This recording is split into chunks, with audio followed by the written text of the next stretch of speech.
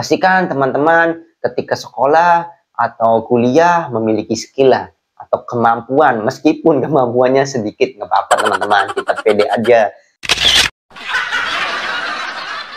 Assalamualaikum warahmatullahi wabarakatuh. Kembali lagi dengan saya Rizky di edisi sharing. Apa kabar teman-teman? Semoga teman-teman yang nonton channel saya diberikan kemudahan dan diberikan kelancaran dalam segala aktivitasnya ya teman-teman. Di edisi kali ini saya akan sharing yaitu mengenai interview kerja. Nah, pasti teman-teman ketika mau melamar pekerjaan, selain ada tes tulis atau psikotes, pasti teman-teman akan melakukan tahapan yaitu interview kerja. Nah, interview kerja ini sangat penting nih teman-teman, apalagi teman-teman yang baru lulus sekolah atau baru lulus kuliah nih teman-teman, yang belum pernah bekerja atau belum pernah ngerasain interview kerja. Nah, pada kesempatan kali ini saya akan sharing yaitu mengenai interview kerja ini berdasarkan pengalaman saya ketika dulu saya pernah interview kerja, ataupun saya mengambil referensi sharing dari teman saya ketika teman saya interview kerja nih teman-teman. Nah, poin apa saja yang harus teman-teman persiapkan ketika mau interview kerja? Ini khusus untuk yang fresh graduate, yang baru lulus, atau yang belum pernah interview kerja nih teman-teman.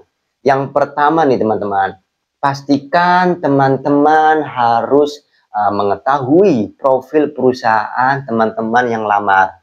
Jadi teman-teman biasanya H-1 ini dipanggil ya, misalkan hari ini Senin ya. Untuk interviewnya hari Selasa. Nah, teman-teman ini ada waktu 1 hari nih. Teman-teman harus cari tahu nih perusahaan, misalkan dipanggilnya di PT A.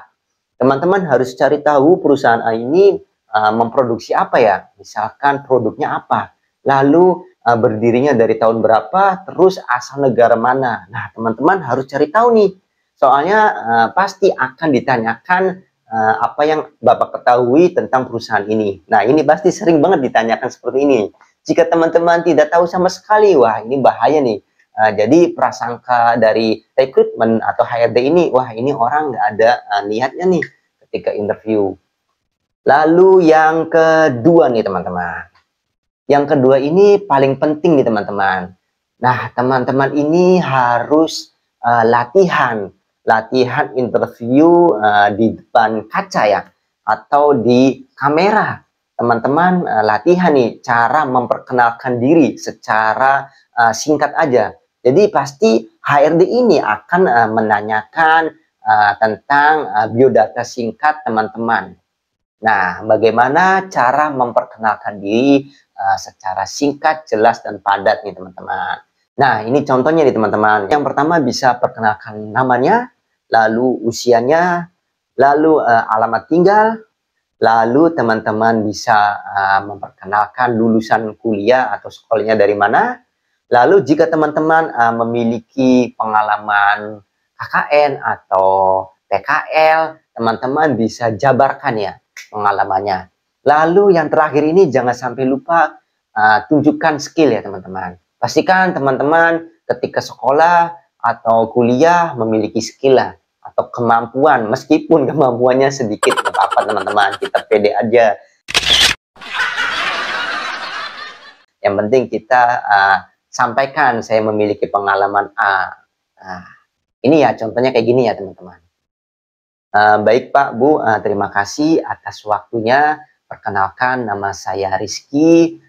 Usia saya saat ini 27 tahun, alamat tinggal saya di Karawang. Saya lulusan dari S1 Universitas AAAA.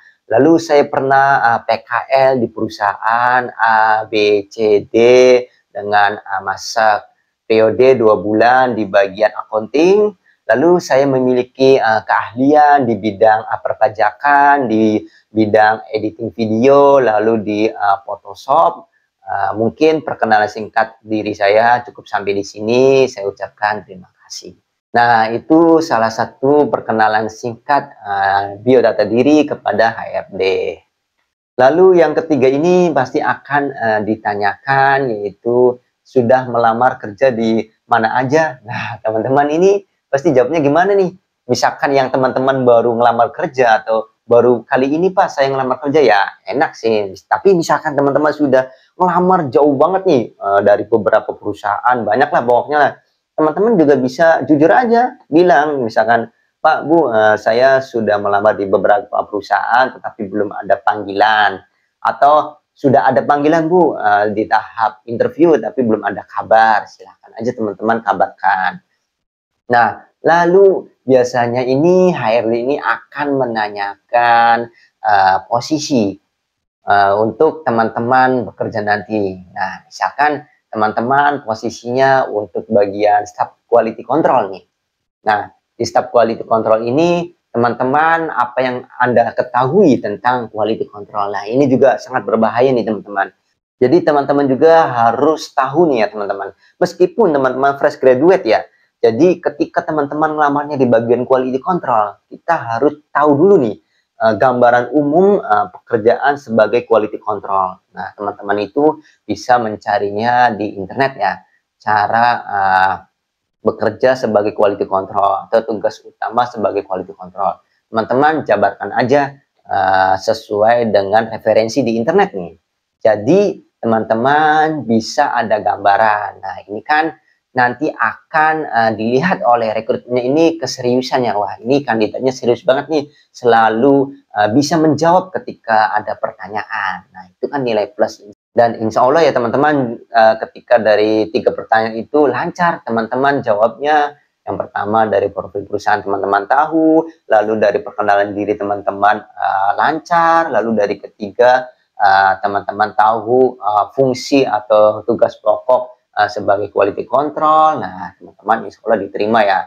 Meskipun teman-teman nanti ada kendala di nego gaji nih ya. Kan ada yang tidak sesuai ya, misalkan saya pengennya gajinya sekian, tetapi perusahaannya mintanya gajinya cuma segini dikasihnya. Nah, kan itu balik lagi ya ke teman-teman ya. Itu mah di luar dari yang saya bahas ya. Ini ada lagi ya teman-teman, kalau masalah gaji mah nanti bisa teman-teman pikirkanlah minimal idealnya berapa lah, cukup enggak segini dengan biaya kehidupan teman-teman selama sehari-hari ya teman-teman.